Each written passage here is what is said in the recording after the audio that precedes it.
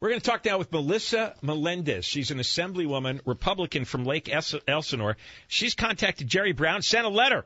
No. Wants Brown to talk to this Jed Johnson to see how long the federal government is sending the illegal migrants to Murrieta and if Brown could be of any help in relieving the situation. So let's get Melissa Melendez on. Welcome to the John and Ken Show. Thanks for having me. Appreciate that. Hi. What do you want Brown to do besides send a letter? Well, I want him, number one, to contact Secretary Johnson and find out how long they're planning on doing this, because to date they've not given us an end date. It's just every 72 hours you're going to get 140 people. I'm sure you've been watching this like we have, but it looks like the people of Murrieta have been successful in fending this off right now.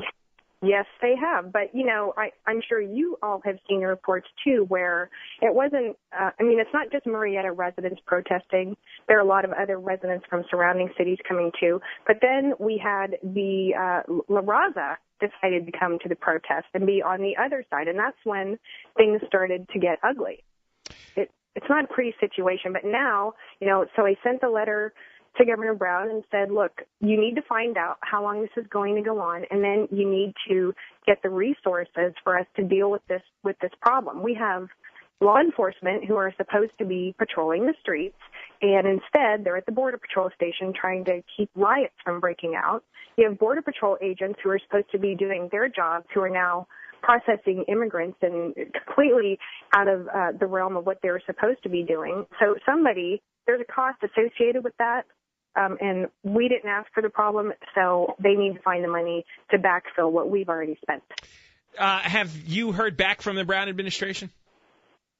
Well, coincidentally, today we found out that they have decided to suspend the flights to Southern California. We were hoping they would say cancel altogether, but it's suspend right now. So I would take that to mean that they did have a conversation, but, you know, you'd have to ask him yourself. Governor Brown said that in his response that, we had sent some CHP officers out there to help with the situation, which, you know, is not exactly what we were asking for. But the flights have been suspended now, so that's a good thing. But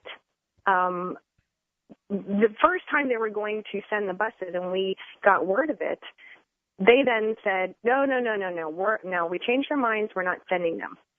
And I thought, you know, that sounds kind of suspicious. And then sure enough, they tried to sneak the buses in anyway on the next day.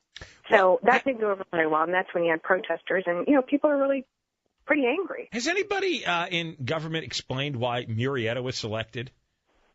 I have no idea. I would love to know that. I really would. I don't know if it's proximity to, the further southern patrol station where they're processing them as well. I don't know why Murrieta. It makes no sense to me because it's not even suited for processing that large number of people. It's just not. I mean, the maximum amount of time anybody would be spending there is 8 hours. They don't have showers. They don't have proper, restroom facilities. They don't have any of that stuff. So I don't know. I mean, I would love an answer to that myself. Is there a significant number of Murrieta residents who don't mind or would like to help the migrants, have them processed in Murrieta? Because we see the protesters out there, and they clearly want Murrieta to be no part of this. Are there other people who are contacting you and say, why don't we cooperate? No, I mean, I've not received those calls. I think there's compassion. Yeah, I mean, we're talking about human beings here. It's not that the residents of Murrieta are cold-hearted. It's just that they want some answers, and they feel like a lot of people do, which is, why are you taking these people from Texas, shipping them across the country like cattle, dispersing them into various states across the country with nothing but the clothes on their backs, and then expect them to come back for their hearings or to have a deportation hearing set, which we know they're not going to attend? Yeah, this all goes back to that 2008 law, which they're allowed a hearing before a judge, and because the courts are so backlogged, and we're going to talk about that coming up later on, it could be years before they even get a hearing, and then a lot of them don't show. Yeah, and you don't know. Would you show up? I mean, if you risked life and limb to get here, would you? Of course not. So it's kind of silly to think that they would anyway. If you survived 1,000 miles with the drug cartels, 100-degree heat, you're going to worry about some slip of paper somebody hands you?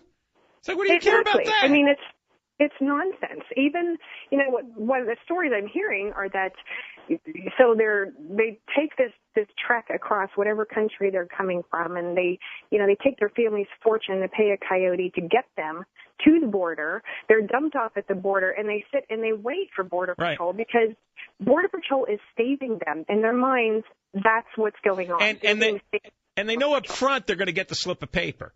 And they know up front that they don't have to show up and no one's going to come get them. They already know that. That's why they came.